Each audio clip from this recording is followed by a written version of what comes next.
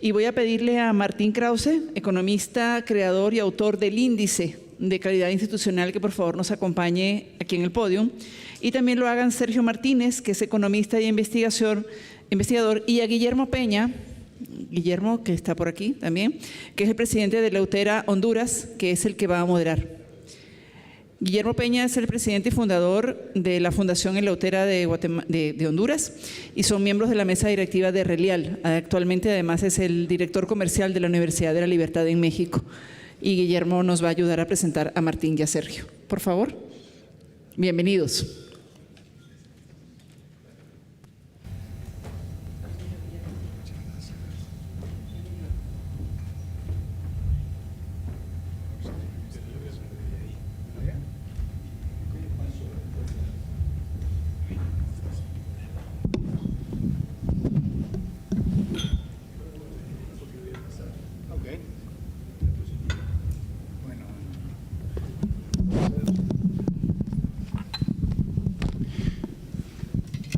Hola, hola.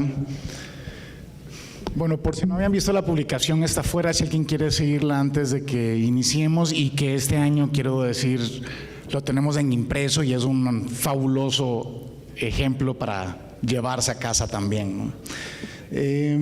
Bueno, en esto quería presentar rápidamente. Martín es miembro del Consejo Académico de Libertad y Progreso, organización miembro pleno de Relial, es autor por ya unos días del Índice de Calidad Institucional y miembro de la Sociedad Mont Pelerin, académico adjunto de Cato Institute. También ha recibido varios premios, becas, entre las que se destacan el Premio Anual 2007 de la Academia de Ciencias de la Ciudad de Buenos Aires en Law and Economics y el Eisenhower Exchange Fellowship en 1993 y Freedom Project del Templeton Foundation en el 99 y 2000. Gran amigo de la casa, ex profesor mío también en algún momento en la Marroquín, amigo de coloquios y muchísimo más. Pero gracias, Martín, por estar acá. Y Sergio Adrián Martínez es consultor independiente y economista mexicano de la Universidad Autónoma de Nuevo León, con experiencia en el sector público y en la docencia. Imparte clases de historia de pensamiento económico y problemas económicos de México, además de colaborar con organizaciones como la Fundación para la Educación Económica. Sergio es colaborador de Relial desde el 2019, cuando ayudó a hacer la biblioteca económica de la red, que también se la recomiendo que la visiten y la usen como una herramienta, y que desde el año pasado apoya a Martín justo en la publicación del ICI. Entonces, teníamos como 3 áreas principales para tocar hoy. Y este índice tiene un capítulo, un tema especial que va en el lado de la inversión. Entonces, este año, como saben, cada año se toca un tema en particular. Este año la inversión es el tema principal y tenemos 3 temas en generales que vamos a estar conversando. Uno, cómo el índice nos habla sobre el mecanismo de inversión ya por país. También los datos y desempeño de los países en América Latina, que al final es nuestra área de mayor influencia, pero también cómo se comparan esos ante los mejores del mundo, que en el top 20 no hay ningún país latinoamericano. Y pues también nos van a actualizar sobre unas modificaciones en la metodología que se hizo este año, que cambia un poco también el ranking. Pero, o sea, Martín, si quieres nos caminas, por favor. Bueno, gracias. Buenos días a todos. Cuando anunciaron el panel anterior, se dijo: este es el último panel. Y claro, eso desató el efecto Pavlov. ¿Vieron? Los perros escucharon la campana y empezaron todos a salivar porque ya se veía que venía la comida. Y ahora lo frustramos nosotros porque había una sesión más. Bueno, gracias a Cien por la invitación y el evento. Estaba escuchando también la presentación de Siegfried, cuando dijeron que Siegfried fue 3 veces ministro de Economía. 3 veces. Tenía ganas de decirle: en la 4ª, ciérralo. Pero bueno, porque fíjense ustedes que 100 años atrás nuestros países no tenían Ministerio de Economía, y eso tiene que ver con la calidad institucional. Tenían un Ministerio de Hacienda, y ese Ministerio de Hacienda simplemente trataba sobre el presupuesto, sobre los ingresos del Estado y sobre los gastos del Estado. Pero después, esos ministerios de Economía empezaron a sumar que agricultura, que ganadería, que comercio, que industria, y en definitiva a regular todas las actividades económicas que hay en los países, y dejaron de prestarle atención a la Hacienda, que es en lo que deberían estar concentrados.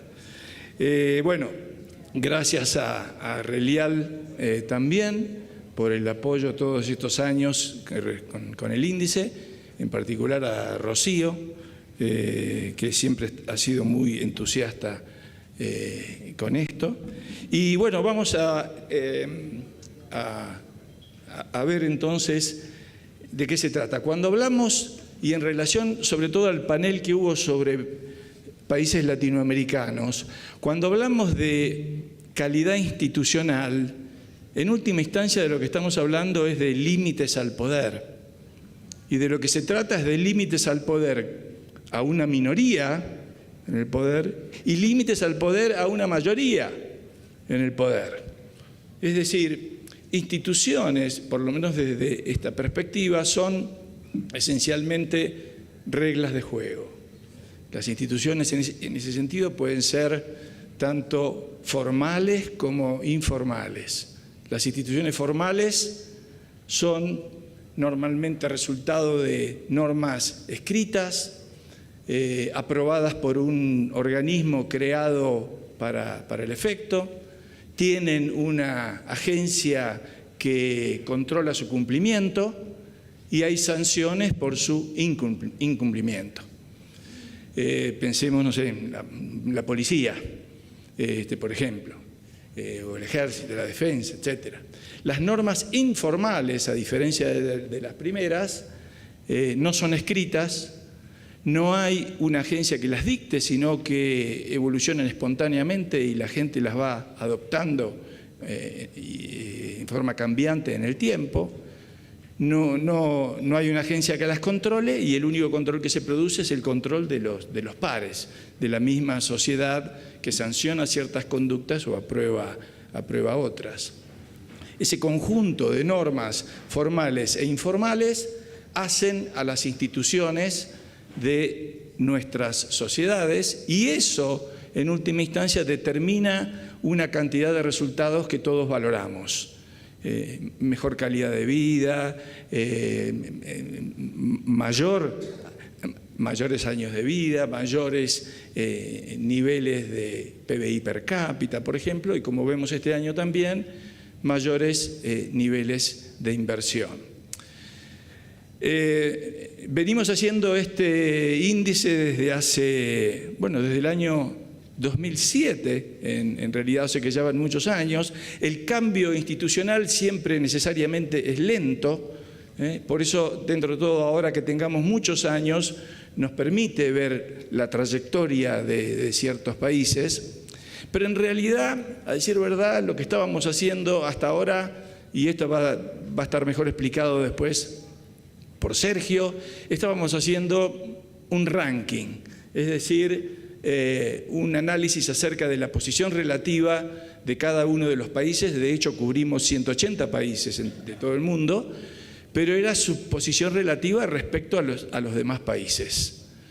Eso significa, por ejemplo, que un país de un año a otro puede avanzar 2 posiciones, pero eso no nos quiere decir necesariamente que ha mejorado respecto del año anterior. A lo mejor 2 que estaban antes están ahora peor que el año pasado y por lo tanto han caído en ese ranking. Por esa razón se planteó Relial, a quien agradecemos muchísimo el apoyo que da a este índice, planteó la alternativa de generar un índice efectivamente, es decir, la diferencia del otro, un índice que tuviera un año base, a partir del cual podemos verificar y controlar la performance de cada país. Es decir, en el primero, en el ranking, lo que vemos es cuál es el desempeño de un país en relación a los otros países. En el índice específicamente vemos cuál es el desempeño de un país respecto de sí mismo en relación a ese año base. Eso lo va a explicar Sergio más adelante. Vamos a los de este año. Estos son los resultados que vamos a ver de este año. Bueno, acá tenemos los 10 primeros, los mejores, los 10 mejores. Una de las características que venimos señalando desde que comenzamos con esto es notable realmente. Como ven ustedes, acá hay nada más que 5 años, ¿no es cierto? Como les digo, habría 15 años más para poner, pero la verdad que hubieran hecho esto una cantidad de números impresionante que nadie hubiera podido entender mucho. Por eso dejamos 5 nada más. Pero como ven ustedes, los 4 primeros países han estado siempre en las 4 primeras posiciones. Y lo que ocurre año a año es que a lo sumo cambian la posición en la que está, si uno está primero, uno está segundo, tercero, pero los 4, y le puedo asegurar que si vamos hacia atrás, 15 años hacia atrás, lo mismo ocurre. Lo cual es un resultado bastante notable. Son 4 países que han estado ahí liderando, digamos, estos indicadores de calidad institucional. Ya que estamos, explico brevemente qué incluye esto. Cuando consideramos calidad institucional, no estamos hablando, muchas veces la interpretación es de que se habla de la calidad de las instituciones políticas, por ejemplo. Entonces se suele decir, bueno, el Ejecutivo, el Legislativo. Acá lo que hacemos es una división y consideramos 2 clasificaciones fundamentales de instituciones. Por un lado, las instituciones políticas y por otro lado, las instituciones de mercado. Porque nos parece tan importante las decisiones que tomamos como individuos en el ámbito social y político como aquellas que tomamos día a día en intercambios que realizamos en el mercado, y que ambas son de fundamental importancia para el desempeño de una sociedad. Bueno, estos países aparecen, y después vamos a ver, con notables calificaciones también en ambos indicadores, siendo que muchas veces se piensa, por ejemplo, que los países nórdicos son, sí, países que tienen un alto grado de libertades políticas y calidad institucional política, pero tienen regímenes, digamos, llamémoslo así, socialistas en el ámbito de la economía. Bueno, después vamos a ver que efectivamente eso está lejos de ser así. Bueno, acá entonces tenemos a los 10 primeros y vamos ahora con la segunda tanda. Estos son los que van del 10 al 20. No voy a poner más porque ya les digo, no, los tienen ahí en la publicación, tienen el resultado de todos, pero estos son los 20 primeros países. De nuevo acá para destacar, yo señalaría, la verdad es que no nos sorprende. Si vemos los nombres de los países que están ahí, todos tenemos una percepción de que efectivamente esos son países que tienen buena calidad, o por lo menos mejor que la nuestra. Pero acá sí quería señalar el caso, por ejemplo, de Estonia, que está en el puesto 12, y de Lituania, que está en el puesto 20. Estos son países que hace 30 años formaban parte de la Unión Soviética. Y lo que han hecho a partir de entonces para estar acá entre los 20 primeros países en términos de calidad institucional es realmente notable. Y no solamente es notable, sino que creo que es una esperanza, por lo menos para los países, no todos los países de América Latina, pero aquellos que estamos en el fondo, de que se puede cambiar y que relativamente no ocurre de la noche a la mañana, ni de un año para el otro, pero que en un proceso continuo y prolongado de mejora se pueden alcanzar resultados como los que estos países han alcanzado. Así que habría que ver y habría que estudiarlos un poco más también, ¿no? Vamos a los peores. Bueno, estos son los 20 peores. Estos no son los últimos 10, sino que estos son los que están justo antes. Tampoco nos llama mucho la atención. Ahí aparece, entre los latinoamericanos ya aparece Haití. Uno podría preguntarse por qué no aparece Cuba, y Cuba no aparece por una cuestión técnica del indicador, porque hemos decidido, tomamos en cuenta 8 índices distintos para formar este, y la regla era que un país aparece si está en mínimo 4 y mínimo 1 de cada lado, 1 de economía, de reglas de mercado y de reglas políticas. Y Cuba cumple con eso, pero no está en los 2 indicadores de libertad económica, que yo creo que si estuviera de pronto estaría en una posición peor.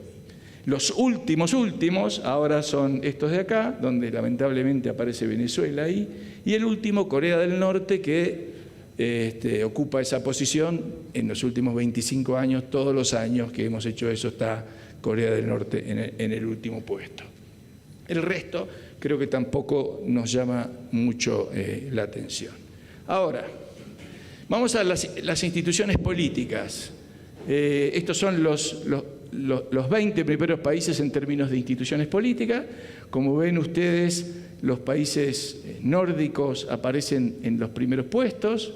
Bueno, Nueva Zelanda está mezclado ahí, Suiza no es necesariamente nórdico, pero digamos que los países nórdicos están ahí, y después son casi todos países europeos, salvo Canadá.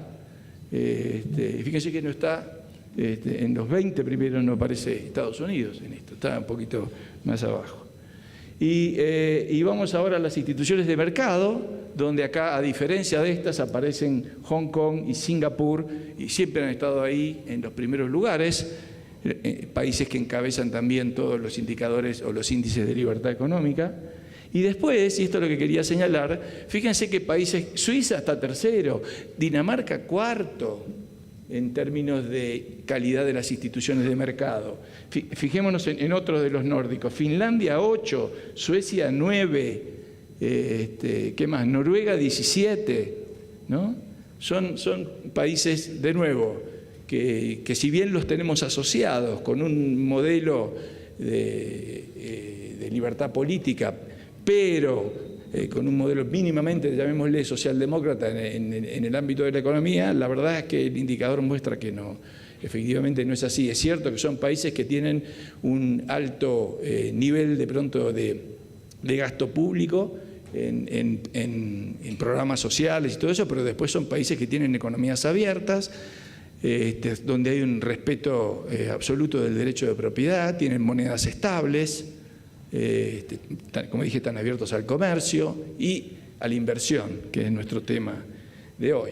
Bueno, ¿qué más? Vamos a tal vez lo que más interesa, que es América. Y pongo América a propósito de que empezamos a hacer eso. América, no América Latina, América. Porque en última instancia, miren, todos fuimos descubiertos a la misma vez. Y a algunos les ha ido mejor que a otros. ¿Por qué hacer esa separación América, ¿no? América Latina, el otro? En fin, creo que tenemos un origen en cierta forma común, pero tenemos que aprender. Y esto plantea también un tema que no le voy a sacar mucho tiempo con esto, que es, a mí me parece interesante, y una discusión acerca de por qué ciertos países tienen calidad institucional. Porque no es solamente una cuestión de tratar de medirla y de ver cómo se desempeñan los países. Esto dispara otro tipo de preguntas. ¿Por qué los países que tienen buena calidad institucional la tienen? ¿Qué es lo que explica eso? Bueno, como siempre en este ámbito habrá distintas teorías. Hay algunas de ellas que dicen que todo tiene que ver con su origen legal, donde los países del norte, Canadá, Estados Unidos, heredaron la tradición del common law inglés, mientras que nosotros heredamos la tradición del derecho codificado continental a través, en fin, y hay otras teorías de ese tipo, un tema que me parece súper interesante, pero que no vamos a tratar hoy. Bueno, entonces, estos son los primeros puestos, donde acá es donde viene la novedad. Desde que empezamos a hacer eso, de 20 años, el primer país latinoamericano fue Chile, era Chile, siempre. Y por primera vez ahora lo han superado Uruguay y Costa Rica. No es que esté muy lejos, ¿no es cierto?, de ahí nada más. Pero la verdad es que Chile, como también se ve allí, ha perdido en los últimos 5 años 10 posiciones en el índice. Eso es bastante, porque como digo, como el cambio es lento, 10 en 5 años es bastante cambio. Y constantemente, no me extrañaba que esto ocurriera, porque uno veía viendo a Uruguay y Costa Rica mejorar permanentemente. Fíjense que Uruguay pasa de 36, 38 a 31, Costa Rica pasa de 38, 39 a 32. Después de estos países que son la élite, digamos, de la calidad institucional, en América Latina, estos tres, después tenemos un grupo de islas caribeñas, ¿no? Muchas islas caribeñas. ¿Por qué es que están ahí las islas caribeñas? ¿Por qué tienen mejor calidad institucional? Bueno, acá es donde aparecen estas distintas teorías e hipótesis que de pronto pretenden explicarlos. Una de ellas, y digo por ahí, son todas estas, ¿no? Porque estos son fenómenos tan complejos que a lo mejor una sola no necesariamente tiene toda la respuesta. Una de ellas podría ser, bueno, son islas caribeñas que heredaron el common law inglés y por lo tanto una mayor calidad jurídica. Puede ser. Otra teoría dice, no, es que son países pequeños y al ser muy pequeños inevitablemente tienen que estar abiertos, porque un país que es muy pequeñito no se puede cerrar sobre sí mismo, porque no puede ni si tiene que aprovechar las ventajas de la división del trabajo y abrirse, y el estar abierto al resto del mundo lo somete a un mayor grado de competencia institucional y por lo tanto lo fuerza a tener una calidad institucional que países grandes como Brasil, México, la Argentina, de pronto no tienen esa misma presión. Bueno, esto va a aparecer en 3 paneles para que cada uno vea el país que le interesa. Este es el segundo tramo, digamos, los países que están en el medio. Siguen, como ven ustedes ahí arriba, las islas caribeñas.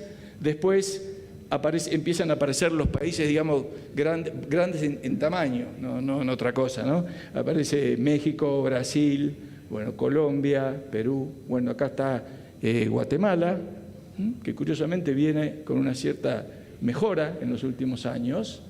Y en el último panel, entonces, aparece el resto, donde encontramos, bueno, ahí aparece Argentina, Ecuador y los últimos que siempre han sido los mismos, Cuba, Nicaragua, Haití y Venezuela.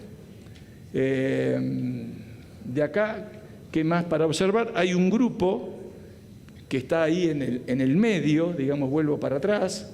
Como ven ustedes, hay un grupo que va desde la posición 80, digamos, Perú, Colombia, México. Es un país donde es un rango donde hay muchos países latinoamericanos, del 80 al 110, digamos, o un poco más. Ahí hay una cantidad, donde hay un gran número de países latinoamericanos. Bueno, ¿qué más con esto? Ahora tenemos las instituciones políticas, donde acá aparece Canadá en primer lugar, Uruguay en segundo lugar, por arriba de los Estados Unidos. Después, de nuevo, países centroamericanos, Costa Rica, Chile, ahí. Y, bueno, lo que ustedes ven, no se los comento porque está a la vista de todos, y obviamente Nicaragua, Venezuela en el último lugar. Y por último, las instituciones de mercado acá en América Latina, donde en este caso sí está Estados Unidos en el primer lugar, seguido de Canadá. Chile acá sí está todavía en el primer lugar latinoamericano, seguido de Costa Rica y Uruguay. Los caribeños y después los demás, donde, por ejemplo, se dan casos en los cuales México, por ejemplo, está mucho mejor en instituciones de mercado que en instituciones políticas, y la Argentina es exactamente al revés. Está mejor en las instituciones políticas que en las instituciones de mercado, por lo menos por ahora. Bueno, muy bien. Entonces, vamos para atrás. Estos son básicamente los resultados que ustedes los tienen ahí y son los que venimos siguiendo y completando. Cada año tomamos un tema en particular y este año tomamos el tema de las inversiones.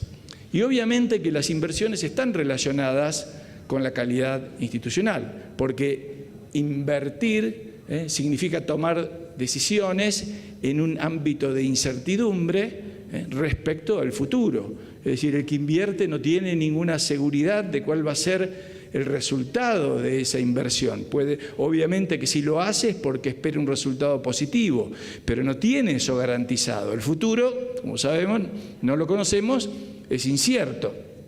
Si además de que ya de por sí la inversión significa incertidumbre, si a eso le agregamos el hecho de que hay instituciones débiles, la cosa es mucho peor, porque entonces la incertidumbre se multiplica, es mayor. Ya no sabemos, no tenemos certeza de cuáles van a ser las reglas de juego hacia el futuro. Y la inversión, muy vinculada con la innovación, es fundamental para el progreso de nuestros países y para el progreso de todos los países. Ahí en el texto ustedes van a ver que hago una referencia, nada que ver con estos temas, pero a una película famosa de Stanley Kubrick que se llama Odisea del Espacio, donde comienza la película donde hay unos monos o unos homínidos que están luchando por un estanque, o compitiendo por un estanque de agua, y en un momento, hago corta toda esta escena que es más grande, uno de ellos toma un hueso. Y el significado en la película es que ese es el momento en el cual, digamos, descubre los beneficios de una herramienta, de poseer una herramienta que aumenta la productividad. Ese proceso que ahí metafóricamente comienza, es el proceso que ha venido gestándose en nuestra sociedad de permanente innovación e inversión para aumentar la capacidad de producción que tenemos los seres humanos. Un proceso que en realidad lo que busca es el alargamiento del proceso productivo. Es decir, cada vez es más largo, son los procesos más extendidos, pero al mismo tiempo son más productivos. Ese proceso que, si bien se ha venido realizando desde que empezaron ahí los monos con el hueso, lo cierto es que en su momento explotara cuando se desarrolla un marco institucional especialmente proclive y favorable a la inversión, como fue las reglas de juego que permitieron el auge del capitalismo y la revolución industrial y el crecimiento que hubo desde entonces. Como ustedes seguramente ya conocen, en el año 1800 el 80% de la población mundial estaba por debajo de la línea de la pobreza, hoy es menos del 10%. Hoy es menos del 10%, siendo que la población pasó de 1.000 millones de habitantes a 8.000 millones de habitantes. Con lo cual el volumen de riqueza creado ha sido tal, algo absolutamente increíble y nunca visto en la historia. Un éxito increíble en virtud, entre otras cosas, de estas instituciones. Ahora, las inversiones, por cierto, no dependen solamente de las instituciones. Hay otros factores. Depende del tamaño del mercado, depende de la existencia de recursos naturales en un país o no.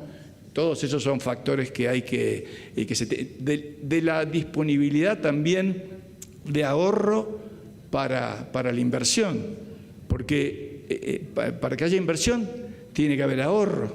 El ahorro es el que se convierte en inversión y luego en mayor crecimiento económico. Y ahí, lamentablemente, es donde estamos, donde no estamos teniendo un buen desempeño en América Latina. Fíjense ustedes en esto. Muy bien, esto es inversión sobre PBI en distintos grupos de países. La línea azul es la del mundo en su totalidad. Fíjense que la línea gris es economías en desarrollo y mercados emergentes, donde básicamente, ahora vamos a ver, estamos hablando de países asiáticos. Después tenemos la línea naranja, que es economías avanzadas, y la verde, que es América Latina y el Caribe. Como ven ustedes, el desempeño es pobre. Estamos por abajo de las economías avanzadas, siendo que estas economías avanzadas ya tienen un stock de capital invertido fenomenal y además están con porcentajes que superan a los nuestros. Nosotros tendríamos que estar con porcentajes mucho más altos. En buena medida esto tiene que ver, ya le digo, para que haya inversión tiene que haber ahorro. Y acá es donde se presenta una diferencia notable con lo que ocurre con los países asiáticos.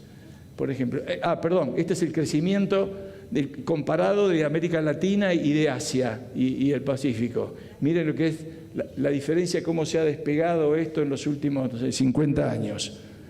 Y en buena medida esto tiene que ver con la capacidad y con la voluntad de ahorro que tienen. Esta es, pero, ¿dónde tenía esto yo? Acá, no, perdón. Este es el crecimiento del PIB. Esto, si uno no tiene ahorro en una sociedad, puede ser, no hay, pero uno puede aprovechar el ahorro extranjero. Es el papel que cumple la inversión extranjera directa. Y este es el desempeño en atracción de América Latina y de Asia del Pacífico en términos de inversión extranjera directa. Como ven, en los últimos 30 o 40 años, el desempeño ha sido notablemente diferente. Bueno, en fin, esto hemos tratado de mostrar simplemente algunos gráficos que muestren cuál es el desempeño en términos de inversiones. América Latina no está favoreciendo durante décadas. Los gobiernos de América Latina se han ocupado de redistribuir lo existente en vez de promover la creación de nueva riqueza, y así es como no fue en relación a países que hacen mucho más énfasis en la inversión. Y esto tiene que ver también con la carga impositiva que existe, y sobre todo para las empresas. Por ejemplo, la tasa efectiva promedio sobre la actividad empresarial en los países de la OCDE es del 21%. En América Latina es del 23,9%. Es decir, hay más presión en países de América Latina que en los países... Y en los países emergentes es del 17%. Después, los países que en América Latina tienen tasas efectivas relativamente bajas son Paraguay y, curiosamente, Nicaragua. Pero el peor de todos es Chile. Y Chile tiene una tasa efectiva que sería el doble de la de Estados Unidos, de Israel o de Italia. Detrás de Chile vienen ahí enseguida Argentina y Brasil. Con esas tasas sobre la inversión y sobre la actividad empresarial, la verdad es que no podemos esperar que nuestros países tengan altas tasas de crecimiento y de progreso. Y dentro de todo, si bien Chile tiene esas altas tasas impositivas, como en el resto tiene una muy buena calidad institucional, su tasa de inversión es incluso superior a la de países como Brasil o la Argentina. ¿Por qué? Porque el resto acompaña la inversión. El punto débil es esa presión fiscal. Acá tenemos inversión total en algunos países de América Latina. Bueno, en los países pequeños, por supuesto, como porcentaje del PBI, las inversiones se destacan mucho más, pero ahí aparece Chile en una buena posición en comparación. Por ejemplo, acá tenemos bien atrás a Brasil, Argentina, atrás en la lista. Guatemala, ¿dónde está? Esperá, acá, mirá Guatemala. Acá está. Ahí está Guatemala. ¿Qué más tenemos acá? Esto es, y para terminar, ¿cuáles son entonces? ¿Son problemas institucionales realmente que afectan la inversión? Bueno, el World Economic Forum hizo como una encuesta en empresarios de la región, y esto es lo que dicen los empresarios respecto a cuáles son las principales trabas para hacer negocios en América Latina. Y fíjense que todas ellas tienen que ver con cuestiones institucionales de las que nosotros evaluamos en el índice. En primer lugar, burocracia pública ineficiente. Segundo lugar, corrupción. Tercer lugar, las tasas impositivas. Cuarto lugar, inestabilidad de las políticas. Bueno, después aparece delincuencias y robos, acceso a financiamiento, regulación laboral restrictiva, oferta inadecuada de infraestructuras, mano de obra con formación inadecuada, regulación tributaria y etcétera. Hay otros, pero si ustedes se ponen a ver, las principales son directamente relacionadas con la calidad institucional. Así que mientras nuestros países, digamos, no hagan y no avancen en el camino de reformas que mejoren la calidad institucional, vamos a tener una pobre relación entre ahorro, inversión y, en última instancia, desarrollo y mayores oportunidades de progreso para todos sus habitantes. Bueno, nada más. Muchas gracias. Y ahora viene la explicación de Sergio.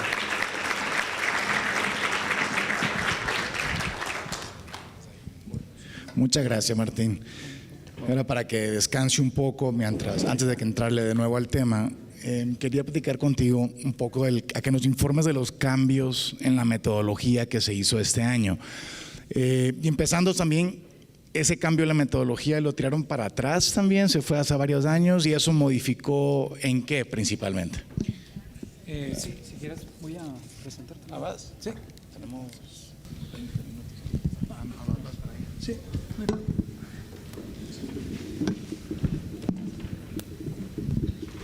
Muy bien, tengo la difícil tarea de hablar de algo que puede ser un poco aburrido, que es la metodología, cuando ya todos nos queremos quizá ir a comer, ¿no? Pero para responder la pregunta, una presentación que intencionalmente la hice muy breve. El ejercicio se ha hecho principalmente a partir de 2020.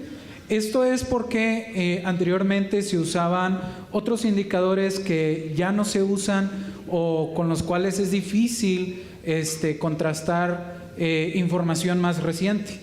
Entonces, por ejemplo, un indicador que se usaba mucho era el indicador de Doing Business. Y es un indicador que recibió muchas críticas y que cambiamos por otro indicador del Legatum Institute, que bueno, vamos a ver a continuación un breve resumen de eso. Entonces, divido esta presentación en tres partes. Una es descripción de los datos. Y como comentaba Martín al inicio de la presentación, lo que hace el índice de calidad institucional es segmentar los datos en dos grandes categorías: indicadores de mercado e indicadores de política. ¿Por qué esta segmentación? Porque, como bien señalaba Martín, refleja las decisiones que los seres humanos toman en esos ámbitos, ¿no? Podemos medir la libertad de actuación tanto en la esfera de los intercambios como en la esfera política. Y para estos indicadores usamos diversas fuentes. Por ejemplo, para los indicadores de mercado usamos datos de la Heritage Foundation, del Fraser Institute, del International Property Rights Index y del Legatum Prosperity Index, del cual tomamos algunos indicadores, no todos.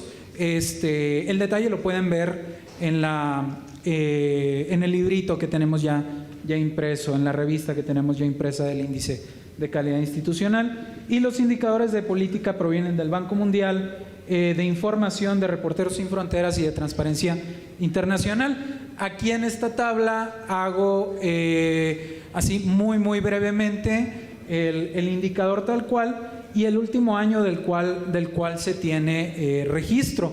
Es importante notar que, por ejemplo, el indicador de libertad económica del Instituto Fraser suele tener un rezago. Entonces es importante tomar en cuenta ese rezago, porque aunque el Instituto Fraser publique un índice de libertad económica, por ejemplo, de 2023, está tomando datos de 2021. Y eso es algo bien importante que se debe tomar en cuenta para hacer comparaciones adecuadas. Entonces estamos sacando un índice de calidad institucional de 2024. ¿Cómo lo estamos haciendo con estos datos? Lo que tenemos arriba son los indicadores de mercado y lo que tenemos abajo son los indicadores de política. Estos indicadores son indicadores que Martín, que es el autor de este índice y que ha trabajado con él ya por muchos años, ha seleccionado y con los cuales se trabajó. ¿Cuál es la metodología actual? No me voy a detener a explicar mucho la metodología previa. La metodología previa ustedes la pueden consultar a más detalle en la publicación del índice de calidad institucional. Básicamente lo que ocurría con la metodología previa, como explicó Martín al principio, es que lo que hacía era un ranking. Entonces tú tenías en 2018, por ejemplo, que Estados Unidos ocupaba cierto lugar y en 2019 ocupaba el mismo lugar, pero quizá los indicadores que subyacían al cálculo del índice habían empeorado en 2019. Entonces, lo que tiene que hacer un índice para, de alguna manera, estimar adecuadamente la calidad institucional es contar con un año base. Y la metodología es muy sencilla, porque si algo ha caracterizado al índice de calidad institucional desde sus comienzos es tratar de hacer las cosas de la manera más simple posible, siguiendo el principio de la navaja de Occam, ¿no? No tenemos por qué inventar el hilo negro. Podemos usar información que ya está y tener una metodología relativamente sencilla para tratar de entender esta información. Entonces, lo que ustedes ven aquí es un cálculo, se ve medio enredado, pero no lo está tanto. Básicamente, lo que ustedes ven ahí está omega, subíndice J, superíndice I y T.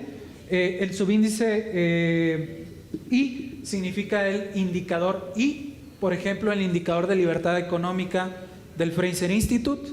El superíndice J significa el país. El superíndice T, el periodo en el cual estamos haciendo el análisis. Y lo que hacemos es que tomamos el valor del indicador I del país J en el tiempo T, le restamos el valor mínimo de ese indicador en el año base, por eso es esa AB que aparece ahí, y dividimos el resultado entre la diferencia del valor máximo del indicador en el año base y el indicador mínimo en el año base. Este es un cálculo muy tradicional, lo van a ver en muchos índices que se calculan. La ventaja que tiene este cálculo es que al encadenarlo a un año base va a permitir que cambios que tengamos en indicadores subyacentes, en los indicadores que componen al ISI, sí se reflejen en cambios en el ISI, ¿sí? Entonces, una vez que se hace ese cálculo para un indicador, para un país, lo que posteriormente se hace es un promedio, y ese promedio es el ISI, ¿sí? Entonces, la metodología anterior también hacía un promedio, pero era con rankings que iban variando, y esto se ha cambiado. Algo interesante a mencionar es que el índice acota valores entre 0 y 1, de manera que si este cálculo devuelve valores negativos, tenemos una regla lógica que asigna un valor de 0, y si excede valores a 1, tenemos una regla lógica que asigna un valor de 1, ¿no? Entonces, algo importante a resaltar de eso es que en un futuro probablemente va a ser interesante cambiar el año base en el cual se hacen las comparaciones, tanto para adelante como hacia atrás, como es práctica común con cualquier índice.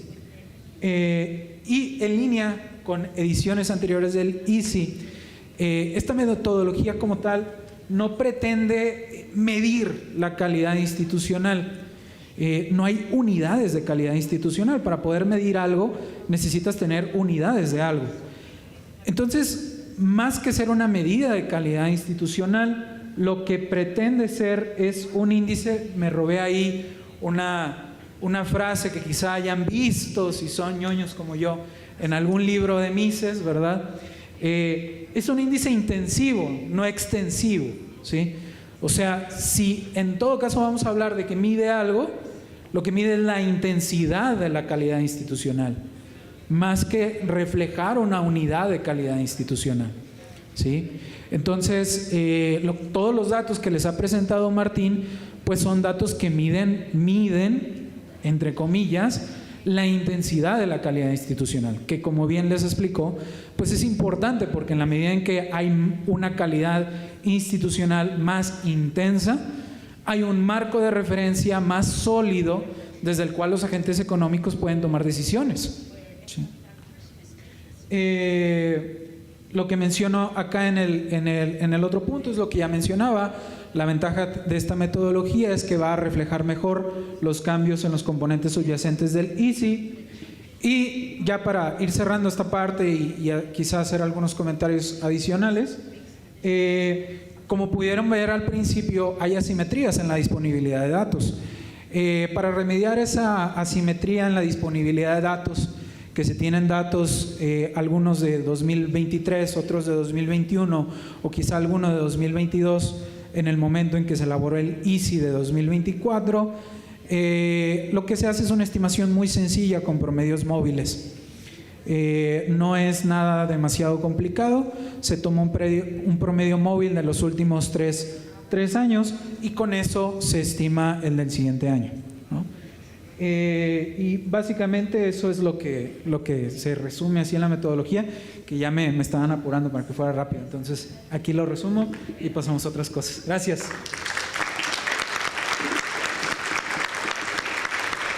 Gracias, Sergio. Yo tengo un par de preguntas aquí sobre el tema. Gracias por aclararnos los cambios. En este, no sé si lo tienen ahí, pero pueden ver, hay una sección en esta parte de calidad institucional y las inversiones, con gráficos bastante interesantes y con información bastante importante, creo yo. Por otras de mis áreas ha sido ayudar a empresas a ubicar una nueva casa. Y me ha tocado mover empresas de Honduras a Guatemala, de Guatemala a Honduras, de Dominicana hacia Centroamérica y hacia otras. Y en esa conversación, principalmente en el tema de zonas francas, que uno pensaría que el tema de los impuestos está como principal en la conversación, pues no lo es. Siempre el tema uno es previsibilidad política y estabilidad de las leyes, que pues va muy de acuerdo con el índice de calidad institucional. Y en ese gráfico que presentabas, Martín, de los problemas, de los problemas identificados para la inversión, dices, y lo marco de nuevo, burocracia pública ineficiente como el primer problema, la corrupción segunda, tasas impositivas tercera, la inestabilidad de las políticas 4 y la delincuencia quinto, acceso a financiamiento, costo de capital 6. Entonces, esto ya en el lado de la inversión para América Latina, o sea, es bastante claro qué es lo que atrae, qué es lo que quita la atención, pero quisiera llevarlo más bien a la segunda parte, que es donde habla de China versus Estados Unidos, y tiene un gráfico bastante claro de dónde. En rojo es los países donde China está liderando la inversión, y en azul donde Estados Unidos todavía la hace. Quería preguntarte, ¿crees que cambia algo la percepción de la estabilidad o de la fortaleza de las instituciones entre la inversión china hacia la inversión que viene de Estados Unidos? Sí, yo creo que todavía no podemos realmente decir eso. Hay países que están recibiendo inversión china y para lo cual es muy importante, por ejemplo, el caso de Uruguay, y Uruguay está primero en América Latina en calidad institucional. ¿Significa eso que va a haber alguna relación y que va a deteriorar la calidad institucional del Uruguay? No sé. A este punto, Uruguay quiere tener un tratado de libre comercio con China, no lo tiene porque el Mercosur se resiste, y dentro del Mercosur antes se resistía Argentina, ahora supongo que se resiste Brasil, pero y Uruguay era el que hasta incluso pensaron en ir por su cuenta a tener un tratado de libre comercio con Chile. Pero Uruguay tiene buena calidad institucional, entonces no sé si incluso llegando a ese acuerdo puede llegar a deteriorar esa calidad.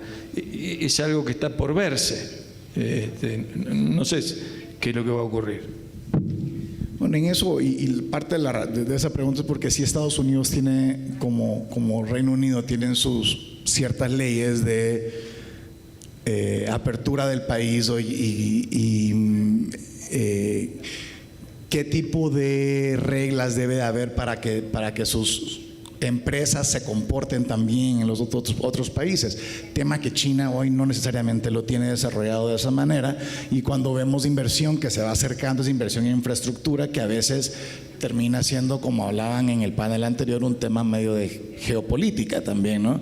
Es geopolítica también la inversión que viene de Estados Unidos, supongo, y aquí marcabas que casi el 40% de la inversión, aunque China ha tomado una gran parte de la inversión o liderado la inversión principalmente en Sudamérica, Estados Unidos siempre sigue siendo el principal origen de esta inversión. ¿Por qué será eso en América Latina? Y curiosamente, fíjate que el mapa lo muestra, que se da en otros ámbitos también, ¿no es cierto? La influencia de los Estados Unidos empieza muy fuerte cuanto más cerca estás de los Estados Unidos y se va debilitando a medida que vas abajo. Los países del sur, y en particular la Argentina, sobre todo cuando era un país próspero, era la de desafiar a los Estados Unidos y decirle: nosotros nosotros vamos con Europa, no con Estados Unidos.